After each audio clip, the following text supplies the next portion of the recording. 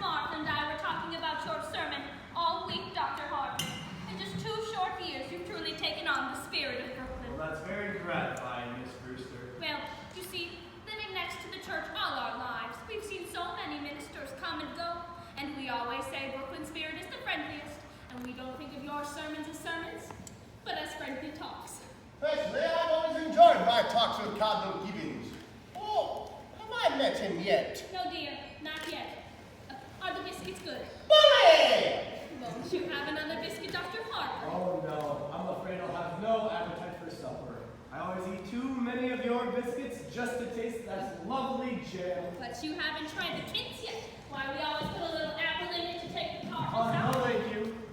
I'll send you a jar. No, you keep it here so I can be sure of having your biscuits with it. Well, I do hope they don't make us use that imitation flour again. What with the war and all. Now, it may not be very charitable of me, but I've come to the conclusion that this Mr. Hitler may not be a Christian. If only we're on another planet. You're absurd! Yes. Point your gun the other way! Gun? To the west! There's your enemy! There's your danger! Japan! Why, yes. Yes, of course. Now, Teddy. No, Aunt Abby! Not so much talk about the war and more about the canal! Well, let's just not talk about the war, dear. Will you have another cup of tea? No, thank you, Aunt Abby. Dr. Harper? No, thank you. I must admit, that war and violence seems far removed from these surroundings. Oh, it is peaceful here, isn't it? Oh, yes. Peaceful. The virtues of another day. The gentle virtues that went out with candlelight, good manners, and low taxes. Well, it's one of the oldest houses in Brooklyn, just as it was when Grandfather Brewster built and furnished it so many years ago. Oh, except for the electricity, and we use it as little as possible. You know, it was Mortimer who convinced us to put it in. Yes, I can understand that. Your nephew Mortimer seems to only live by electric light. Oh, well, he has to work so late, the poor dear. He's taking Elaine with him tonight. Teddy, dear, your brother Mortimer will be here a little later. Delighted! We do love that it's Elaine that Mortimer takes with him to the theater every single night. Well, it's a new experience for me to wait up until 3 o'clock in the morning for my daughter to be brought home. Oh, Dr. Harper, I do hope you don't disapprove of Mortimer. Well... Oh, because we feel so bad if you did. Sister Laughlin died, because it was here, in our home, where your daughter met Mortimer. Of course, I'll say right away, I find Mortimer himself to be quite a worthy gentleman. But I must also admit, I have been watching the growing intimacy between him and my daughter with some trepidation. For one reason, Miss Abby. You mean his stomach? Stomach? His dyspepsia. It rushes that tummy so much. The poor dear. No, Miss Abby, I'll be frank with you. I'm talking about your nephew's unfortunate connection with the theater. The theater? No. Mortimer writes for a New York newspaper. I know, Miss Abby, I know. But a dramatic critic is constantly exposed to the theater, and I don't doubt that some of them do develop an interest in it. Well, not Mortimer. Why, you don't have to worry about that at all. Mortimer hates the theater. Really? Oh, yes. But you can't blame him, the poor boy. Now, he used to write about real estate, which is something he knew so much about. And then they just stuck him with this terrible night position. My. But, as he says, theater can't last very long anyways. Yes, I think if we give theater another year or two, perhaps it'll... I'll get it.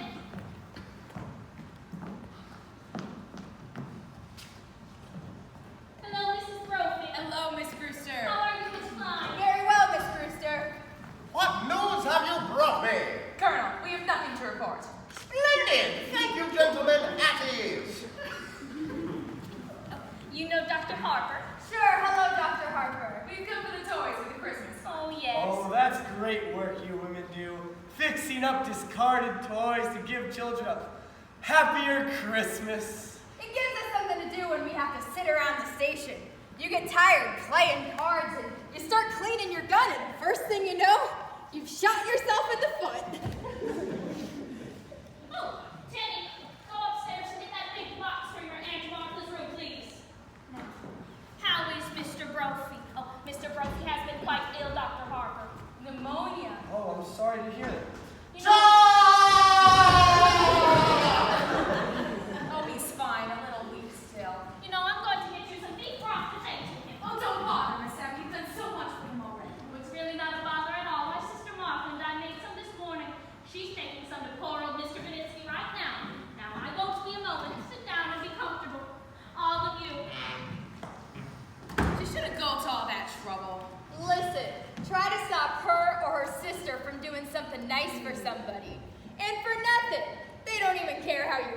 I received my call to Brooklyn, my wife wasn't well. And when she died, and for months before, well, if I know what pure kindness and absolute generosity are, it's because I've known the Brewster sisters. You promised not to do that.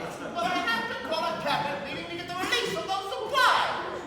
We used to do that in the middle of the night. The neighbors raised Cain with us. They're a little afraid of him anyways. Oh, he's quite harmless. Suppose he does think he's Teddy Roosevelt. There's far worse people he could think he was. A damn shame. A nice family like this. Hatching a cuckoo. Well, his father, the old girl's brother, was some sort of genius, wasn't he?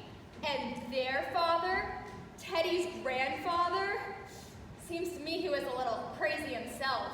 Yeah, he was crazy like a fox. He made $1 million. Really? Here in Brooklyn? Yeah, patent medicine. Seems to me he was kind of a quack of some sort. Old Sergeant Edwards remembers him. He used the house as a sort of clinic. Tried him out on people. Yeah, I hear he used to make mistakes occasionally too. The department never bothered him much because he was pretty useful on autopsies sometimes, especially poison cases. Well, whatever he did, he left his daughters fixed for life.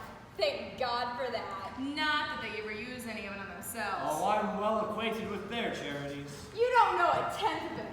When I was with the Missing Persons Bureau, we tried to trace an old man that we never did find. Say, did you know there's a renting agency that's got this house on its list for furnished rooms?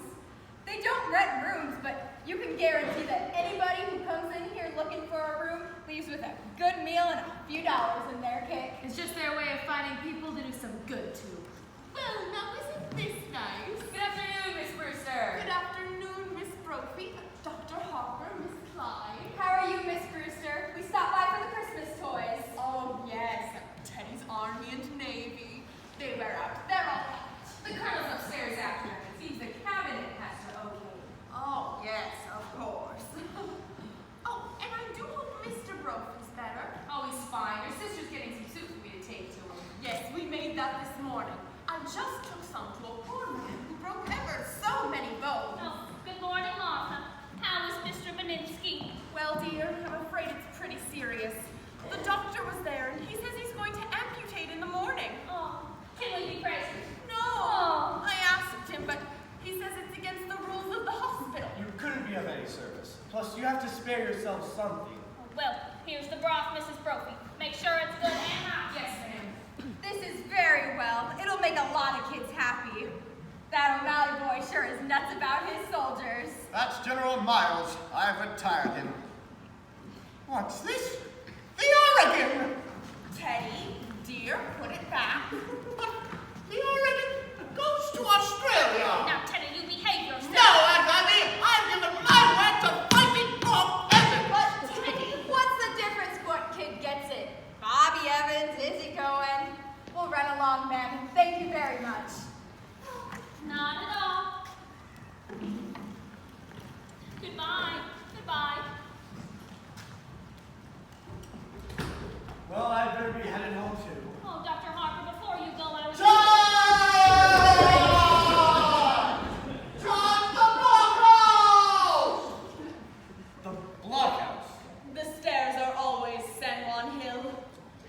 So, have you ever tried to persuade him that he wasn't Theodore Roosevelt? Oh, no. Well, he's so happy being Teddy Roosevelt. Now, once a long time ago, oh, remember Martha, we thought it would be a nice change for him if he would be George Washington for a day. But he just stayed under his bed for days, and he wouldn't be anybody. And we'd so much rather him be Mr. Roosevelt than nobody at all. Well, if he's happy, and what's more important, you're happy. You'll see that he signs these. What are they? Oh, Dr. Harper has arranged for Teddy to go to Happydale Sanitarium after we pass on. Oh. Well, but why should Teddy sign any papers now? It's better to have it all settled down. If the Lord should take you two away suddenly, and perhaps we couldn't get Teddy to commit, well, that would mean for a very unpleasant legal procedure. Mr. Witherspoon knows they're to be filed away until the time comes to use them. Oh, Mr. Witherspoon, who is he? He's the superintendent of Happyden. Oh, Dr. Harper has arranged for him to come tomorrow or the next day to meet Kay. Well, I'd better be running along, or Elaine will be over here looking for me. Oh, Dr. Harper, give our love to Elaine. Oh, and please, don't think too harshly of Mortimer just because he's a dramatic critic. Somebody has to do those things. Goodbye. Abby, did you just have tea? Isn't it rather late? Yes, and dinner's going to be late too. So, why? Oh, Teddy! Teddy! Yes? Oh, good news. You're going to Panama to get another block for the canal. Oh, that's bully, just bully. I'll get prepared at once for the journey. It was so sudden.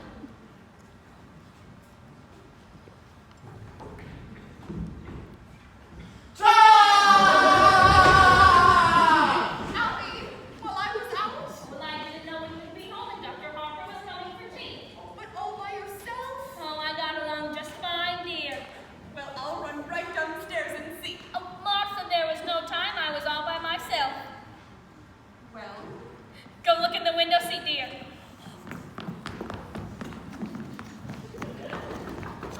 I'll get it. It's Elaine. Hello, Elaine. Good morning, Miss Abby. Good morning, Miss Martha. I thought Father was here. oh, he just this minute left. Didn't you meet him? Oh, no, I cut through the cemetery and Mortimer hasn't come yet? No, not yet. Oh, he told me to meet him here. You don't mind if I wait? Not at all. Oh, please sit down. But we really must speak to Mortimer about doing this to him. Doing what? Well, he was raised to know better. When a man is taking a young lady out, he should call for her at her house. Oh, there's something about calling for a girl at a parsonage that discourages any man who doesn't embroider. Well, he's done this too often, and we're going to speak to him. Oh, please don't. After young men whose idea of nightlife was taking me to a prayer meeting, it's wonderful to go to the theater almost every night of my life. It's a comfort for us too, dear, because, well, if Mortimer has to see some of those plays that he has to see, at least he's sitting next to a minister's daughter. Oh, Elaine, what must you think of us not having tea cleared out by now?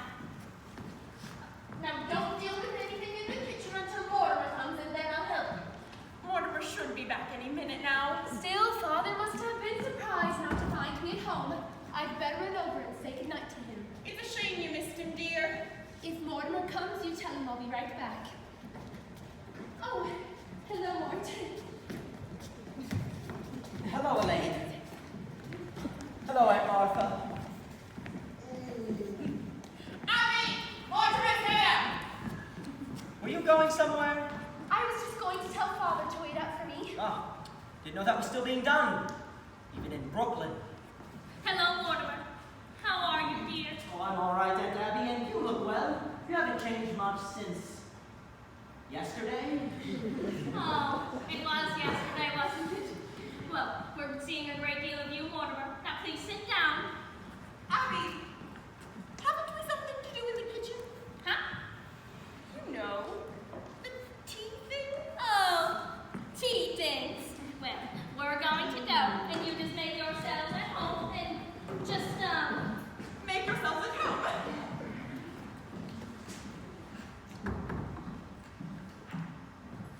Whoops.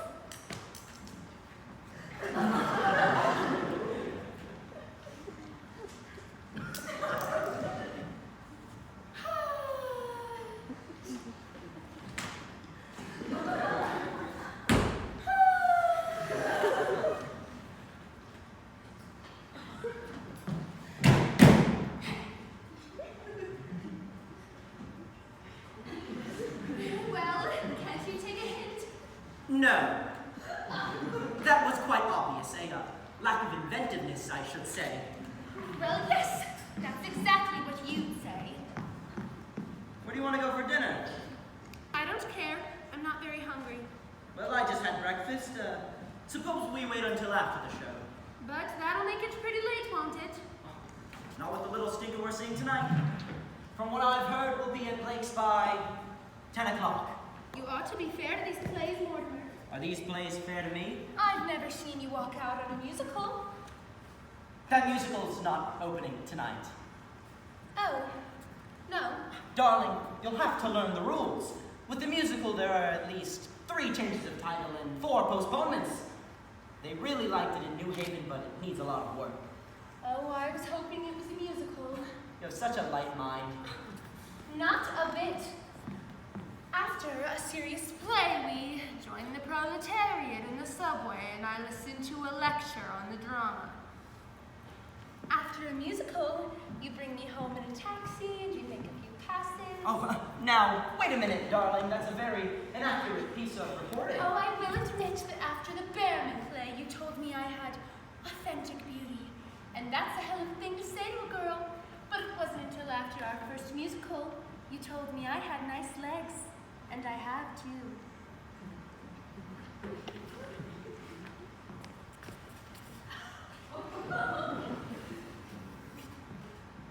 For a minister's daughter, you sure do know a lot about life. Where do you learn it? In the choir loft. I'll explain that to you sometime, darling. The close connection between eroticism and religion. Oh, religion never gets as high as the choir loft. Which reminds me, I'd better tell Father to wait up. Never been able to rationalize it. What? My falling in love with a girl who lives in Brooklyn. Falling in love?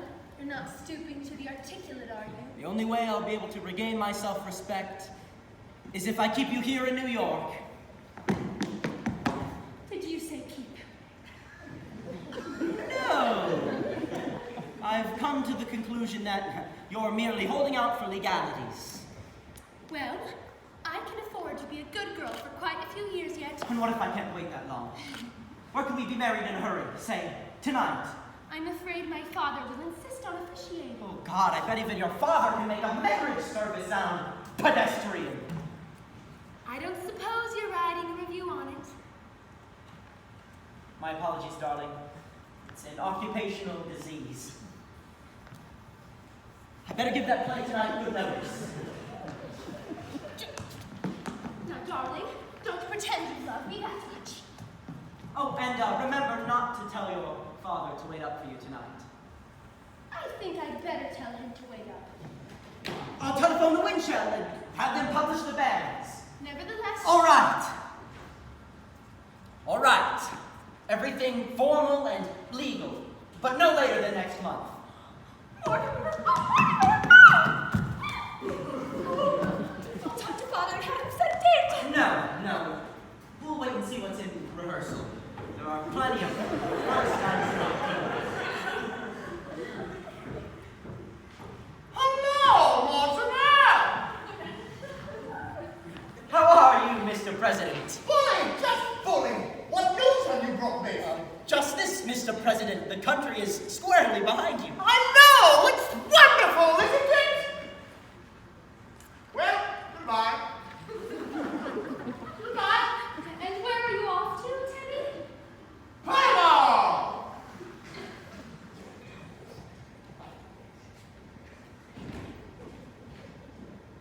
Panama is in the cellar. He digs locks down there for the canal. You're so sweet with him, Mortimer, and he's very fond of you. Yes, Teddy was always my favorite brother. Favorite? Were there more of you?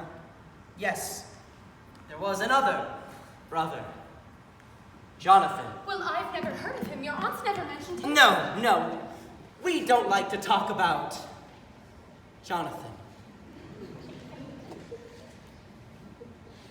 You see, he left Brooklyn at a very early age, by request. He was the type of boy who liked to cut worms in two, with his teeth. Well, what became of him? I don't know. You see, he wanted to be a surgeon like grandfather, but he never went to medical school, and, well, his practice got him into a lot of trouble.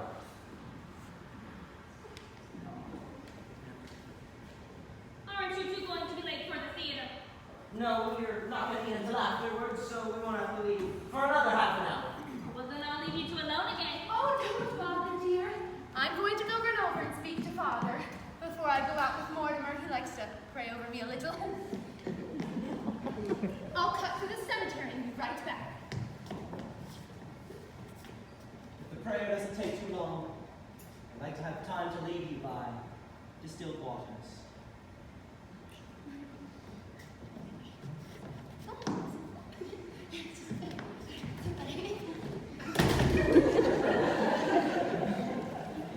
Mortimer, that's the first time I've ever heard you quote the Bible.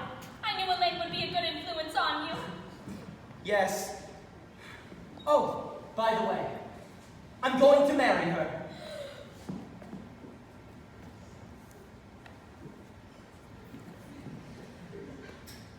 Martha. Martha! Martha! Come in here, dear. I have the most wonderful news for you. Mortimer and Elaine are going to be married. Married? Mortimer? We always hoped it would happen just like this. Why, Elaine must be the happiest girl in the world. Happy? Just to look at her, leaping over those gravestones. Say, what's that? What's what, dear? That statue. Why, that's a Horna Danita Carnea. No, dear, that's Emma B. Stout ascending to heaven. No. On Miss Stout's left ear. That bird. That's a red-crested swallow. I've only seen it once before in my life. How could you be thinking about a bird at a time like this, dear? It's a vanishing species. Thoreau was very fond of them. By the way, I left a large envelope here. It contained my latest chapter in my book on Thoreau. Have you seen it? Well, if you left it here, it must be around somewhere. When are you going to be married? What did Elaine say? There must be something more you can tell us about her and the engagement. Oh, Elaine? Why, yes, Elaine thought it was brilliant. What was, dear? My chapter on Thoreau. Well, when Elaine gets back, at least I think we ought to have a celebration. Oh, Martha, do we have any of that Lady Baltimore cake left? Oh, yes. We'll open a bottle of wine. Oh, and to think it happened in this room. Now, where could I have put that? Mortimer, with your fiancé sitting beside you tonight, I do hope the play is something you can enjoy for once. Maybe it's something romantic. Oh, what is the title of it? Huh? Oh, yes. Murder Will Out. Oh, dear. Curtain opens, and the first thing that we see is a dead body.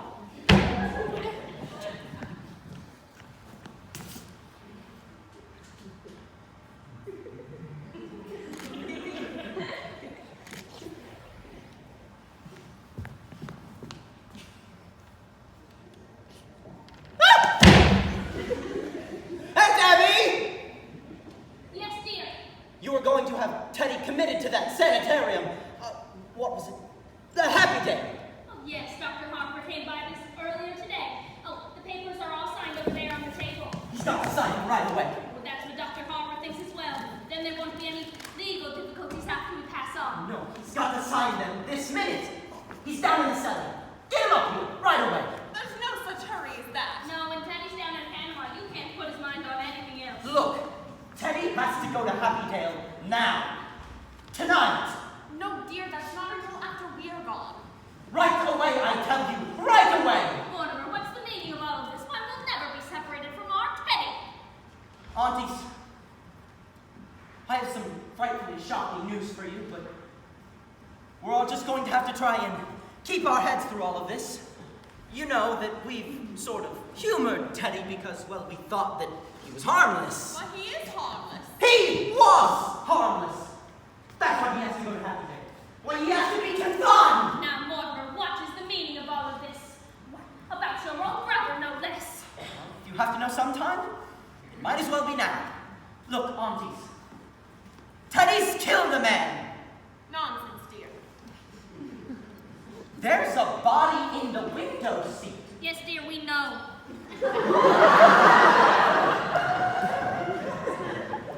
You know. Of course, dear, but it has nothing to do with Teddy. Oh, now just forget about it. Forget you ever saw the gentleman. Forget? We never dreamed you'd peek. But who is he? Hoskins. Adam Hoskins. That's really all I know about him. Oh, except that he's a Methodist.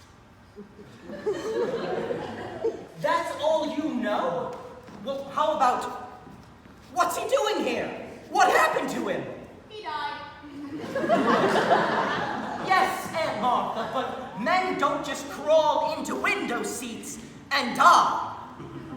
He died first. Well, how did he die? Oh, Mortimer, don't be so inquisitive. The man died because he drank some wine with poison in it. But how did the poison get into the wine? Well, we put it in wine because it's less noticeable. When it's in tea, it has a distinct odor. You put the poison in the wine? Yes, and I put Mr. Hoskins in the window seat because Dr. Harper was coming for tea.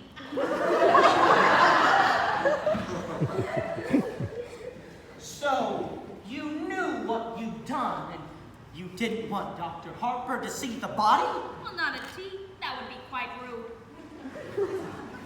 Now, Mortimer, I think you should just forget the whole thing. Why, I do believe Martha and I have our rights to our own little secrets. And don't you tell Elaine.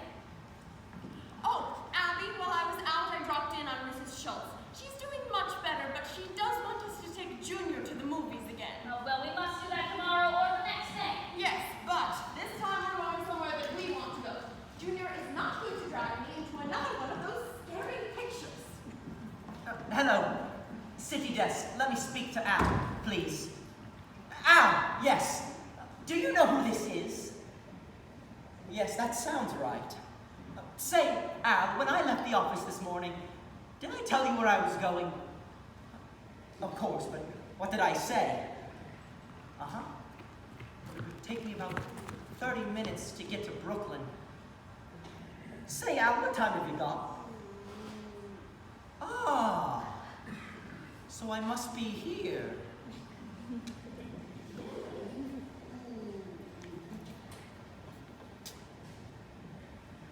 Aunt Abby, Aunt Martha, come in here, please. What is it, dear? What are we going to do? What are we going to do? What are we going to do about what, dear? The body in the window seat. Yes, Mr. Hoskins. Well, I can't just turn you into the police, but what am I going to do? Well, for one thing, stop being so excited. Oh, and for heaven's sake, stop worrying. We told you to forget all about the gentleman. Forget? My dear Aunt Abby, can I not persuade you that something has to be done? Now, Mortimer, I think you're a little too old to be flying off the handle like this. But Mr. Hotchkiss! Hoskins, dear. Well, whatever his name is, you can't just leave him in there. We don't intend to, dear. No, Teddy's downstairs right now digging a lock downstairs. You mean to bury him in the cellar? Of course, dear. That's what we did with the others. No! You cannot bury Mr. Hoskins!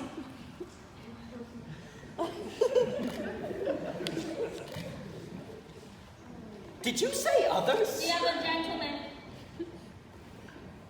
Yes, and when you say others, you mean more than just one others? Yes, dear. Oh, let me. This is 11, isn't it, Abby? No, dear. This makes 12. Oh, I think you're wrong, Abby. This is only 11. No, dear, because I remember when Mr. Hoskins came in here, I realized he would make an even dozen. Well, you really shouldn't count the first one. Oh, well, I was counting the first one. So that makes 12.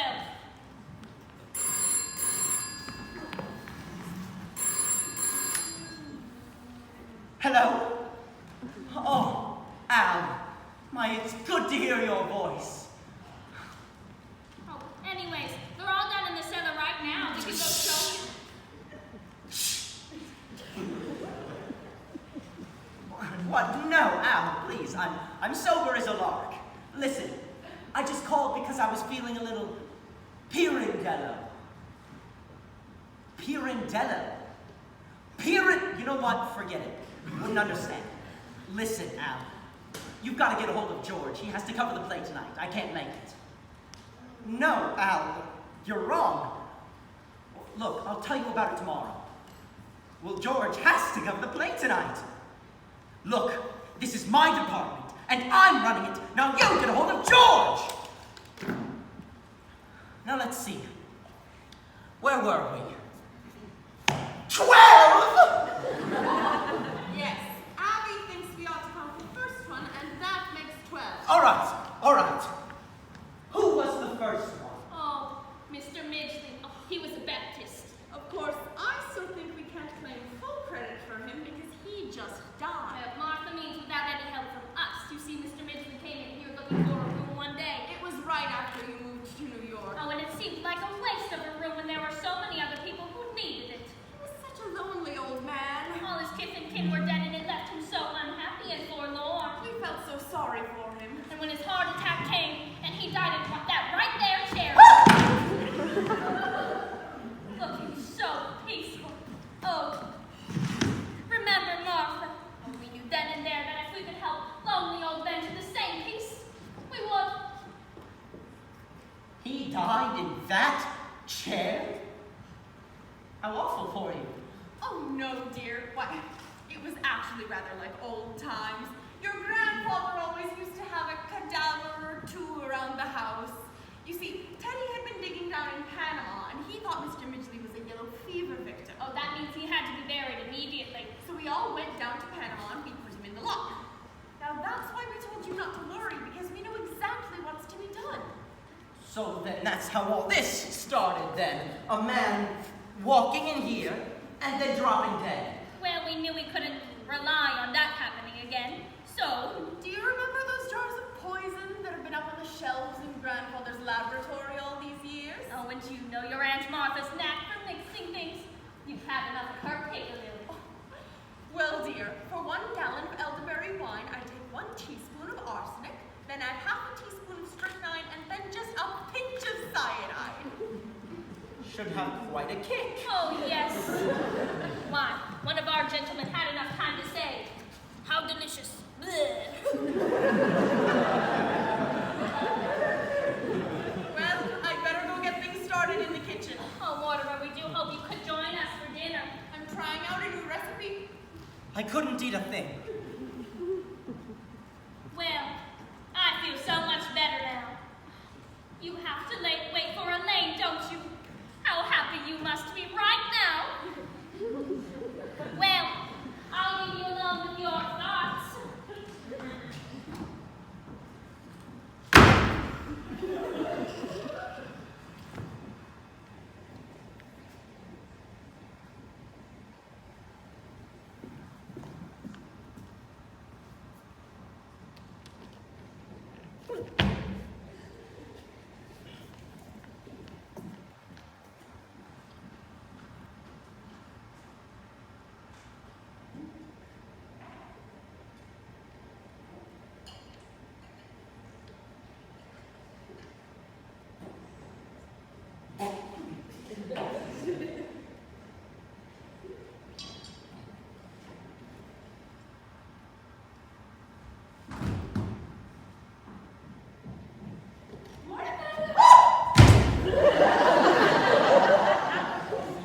Oh, it's just you. Don't be cross, darling.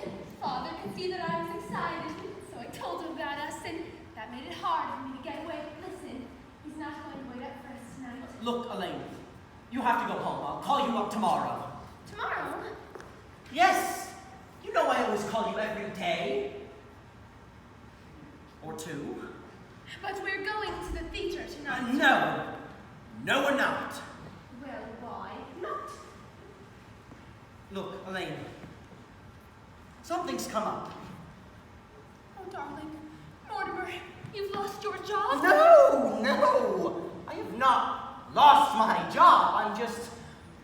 I'm just not covering this one tonight, darling. So you can just run along home and I'll call you up later, all right? So just goodbye.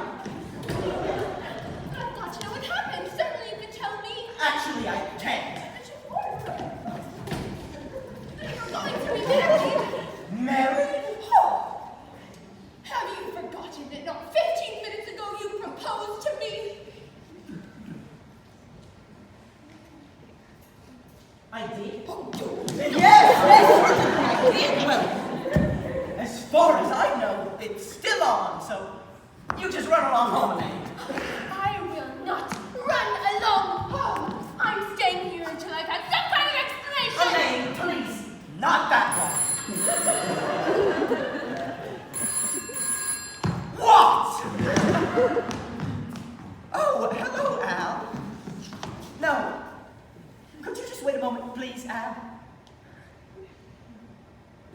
I'm sure it's important, but it could wait a minute, can't it?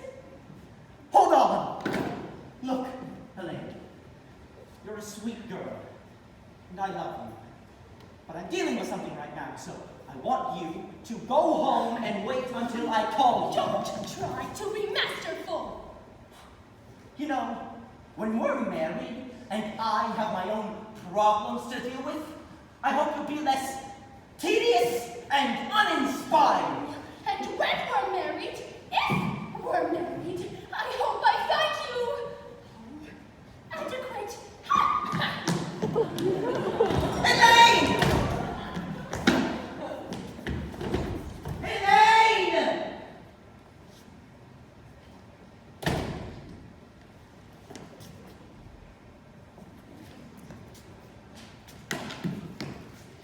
Hello, Al.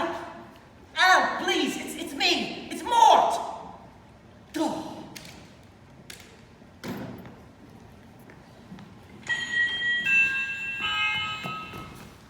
Hello. Hello, Al. Al, please. Hello. That's the doorbell, dear, not the telephone. Oh, hello. How do you do? I understand you have a room to rent. Yes, won't you come in? Are you the lady of the house? Yes, I'm Miss Brewster, and this is my sister, another Miss Brewster. Ah, my name is Gibbs. Hello, Al. Let me speak to City Desk, please.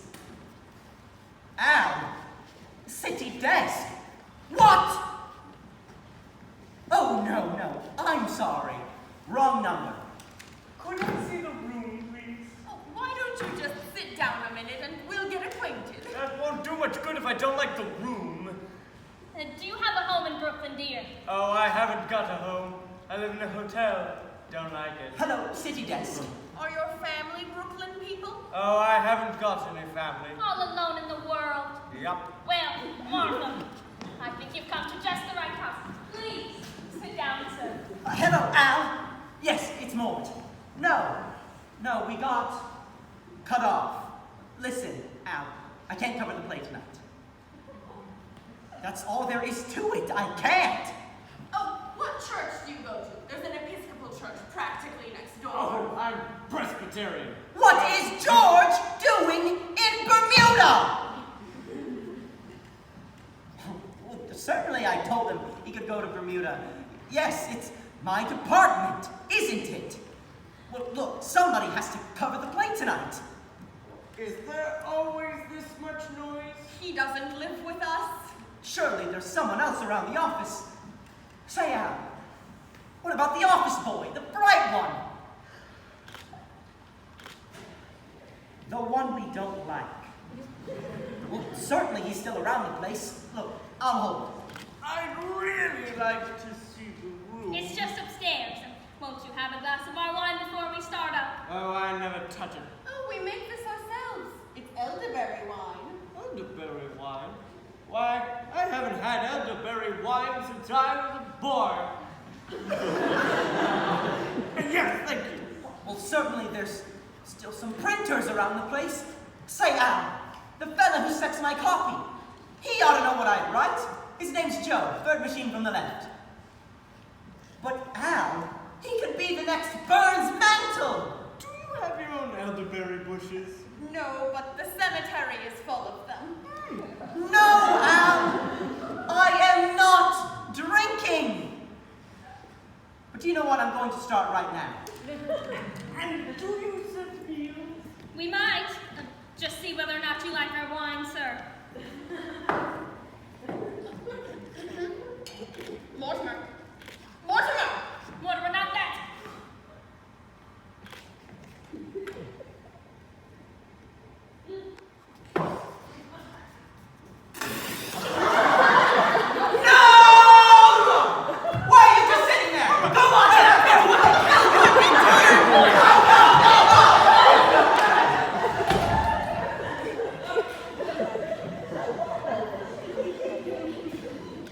Well, now you've spoiled everything. You can't do things like that. I don't know how else I'm supposed to explain this to you. Not only is it illegal, it's wrong.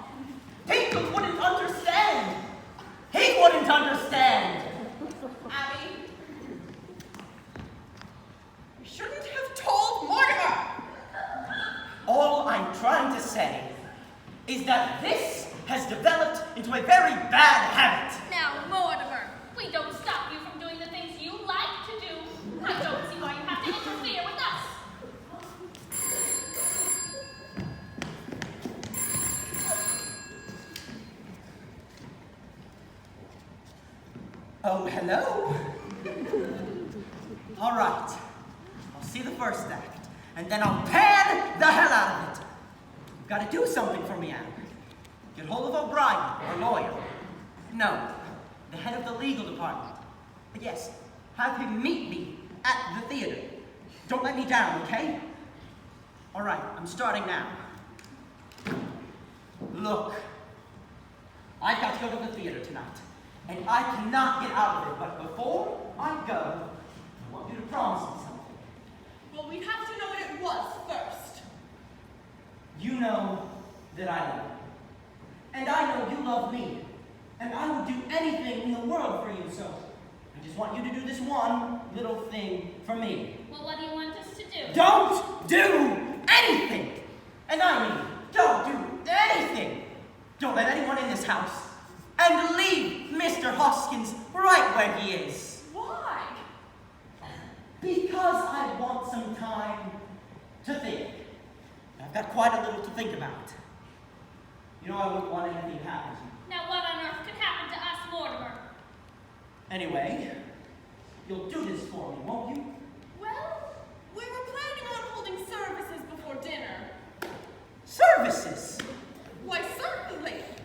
You don't think we'd have Mr. Hoskins buried without a full Methodist funeral, do you? And it couldn't wait until I get back. Then you could join us? Yes! Yes! Oh, Mortimer, I think you'll love the services. Martha, remember when Mortimer was in the choir? Why, he had the voice of an angel, and then he went through puberty. Anyway, you are not to let anyone in this house while I'm gone. It's a promise. Well, oh, Martha, Mortimer's cooperating with us now. It's the least we could do. Well, all right. Have you got any paper? There's a man that I have to see on the way to the theater. Oh, will this do? Yes. It'll be more efficient if I write my review on the way to the theater.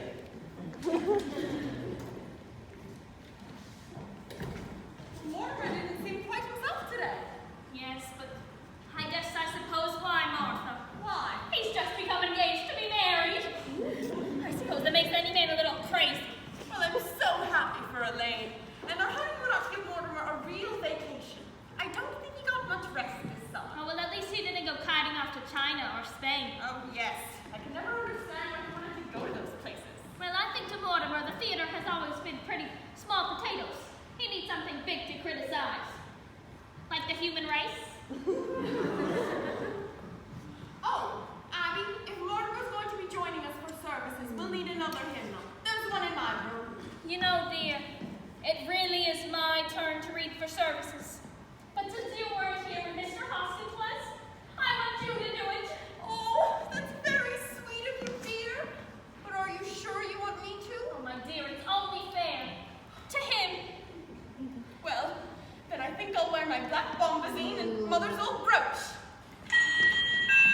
I get it. We promised Mortimer we wouldn't let anyone in. Well, who do you suppose it is? Oh, look. It's two men. And I've never seen them before. Are you sure, dear? There's a car at the curb. They must have come in that. I'm looking now. Do you recognize them?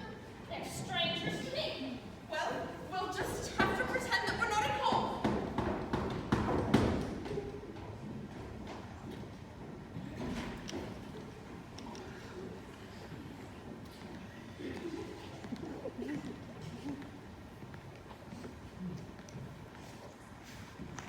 Come in, Doctor.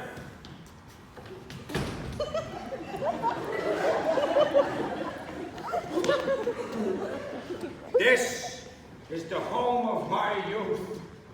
As a boy, I couldn't wait to escape from this place, but quite frankly, now I'm glad to escape back into it. Oh, yeah, it's a fine hideout.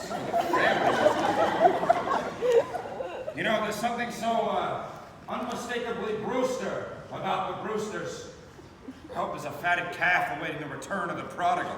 Oh, yeah, I'm hungry. Johnny drinks. As though we were expecting. A very good omen indeed, Doctor. Who are you?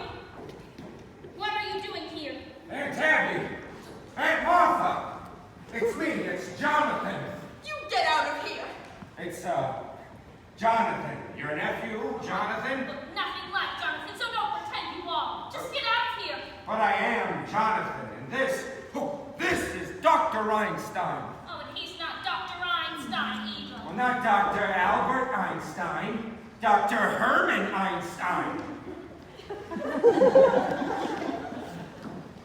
Who are you? You're not our nephew, Jonathan. I see you're still wearing that lovely garnet ring that Grandma Brewster brought back from England. And you, Aunt Martha, still the high collar behind the scars where Grandfather's acid burned you. His voice is like Jonathan's. Have you been in an accident? No! My face. Well, Dr. Einstein is responsible for that. He's a plastic surgeon. He changes people's faces. But I've seen that face somewhere before.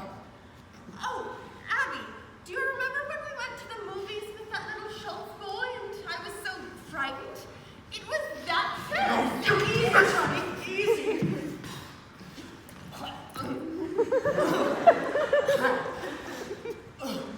Don't worry, ladies. The last 5 years, I've given Johnny 3 new faces. I give him another one right away. This last face, well, I saw that picture too, just before I operate, and I was intoxicated. You see what you've done to me, Doctor? Even my own family! Johnny, you're home now, in this lovely house. How often he tells me in Brooklyn about his house, about his aunts that he loves so much. They know it's you, Johnny. You know it's Jonathan. Speak to him. Tell him so. Well, Jonathan, it's been a long time. What have you been doing all these years? Yes, Jonathan, where have you been?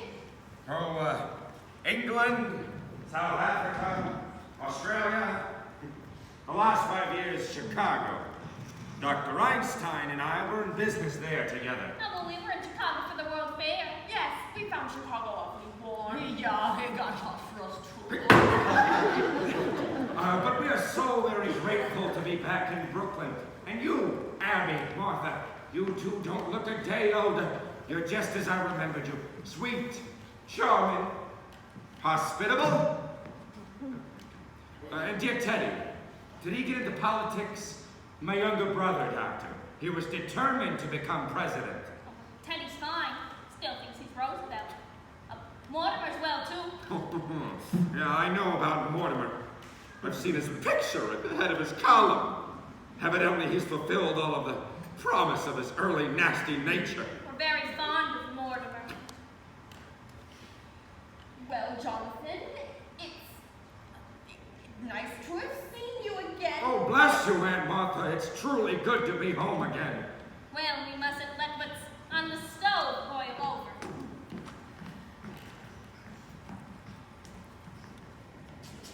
Martha! Yes. If you'll excuse us, Jonathan, unless you're in a hurry to go somewhere.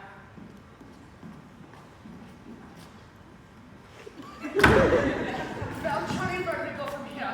We got to see it fast. The police have got to choose that face. I got to operate on you right away. We find a place for that. And we have to find a place for Mr. Spinalzo, too. Hey, don't waste any worry on that rat. And Johnny, we got a hot stiff on our hands. Forget Mr. Spinalzo! But Johnny, you can't leave a dead body in the rumble seat! You shouldn't have killed him, Johnny. He's a nice fellow. He gives us a lift, and what happened? He said I looked like Boris Karloff. Come to think of it, that's your work, Doctor. You did that to me! Now, Johnny, I fix you up. Tonight! Johnny, please, I'm hungry and I've got to eat and I'm weak. Jonathan, it's nice of you to stop by and remember us enough to take it up. But you were never happy in this house, well, we were never happy with you in it, so we've just come to say goodbye. Oh, Aunt Tabby, I can't say that your feeling toward me comes as a surprise. You know, I've spent a great many hours regretting the many heartaches I must have given you as a boy. You were quite a trial to us, Jonathan. But my great disappointment, of course, is for Dr. Einstein. I promised him that no matter how rushed we were in passing through Brooklyn, we'd be able to stop right here for one of Aunt Martha's home-cooked dinners. I'm afraid there won't be enough, Martha. good-sized pot roast. Pot I roast. think the least we could do. Oh, thank you, Aunt Martha. We'll stay to dinner. Well, we'll hurry it along then. Yes. Oh, Jonathan, if you need to wash up, you can use Grandfather's old laboratory. Is that still there? Oh, yes, just as it was when he left it. Well, since we're in a hurry. Well, we get a meal anyway. Grandfather's laboratory. Just as it was, Doctor. The perfect operating room. Oh, too bad we can't use it. Why, when we're finished with me, we could make a fortune here. The laboratory, that large ward in the attic, 10 beds. Doctor, and Brooklyn is crying for your talents. But Johnny, invite work yourself up. Anyway, for Brooklyn, I think we're a year too late. You don't know this town like I do, Doctor. Practically everybody in Brooklyn needs a new face. But so many of the old faces are locked Hey, up. a very small percentage. And the boys in Brooklyn are famous for paying very generously to stay out of jail. Johnny, that would be No. beautiful. This nice, quiet house, those aunts of yours. But sweet ladies, I get the bags, y'all. Doctor! We must wait until we're invited. But you just said We'll that. be invited. And if they say no? Doctor, two helpless old women. Oh, Johnny, it's like comes true a beautiful dream. Only, I hope you're not dreaming. Ah, it's so peaceful. That's what makes this house so perfect for us, Doctor. It's just so peaceful.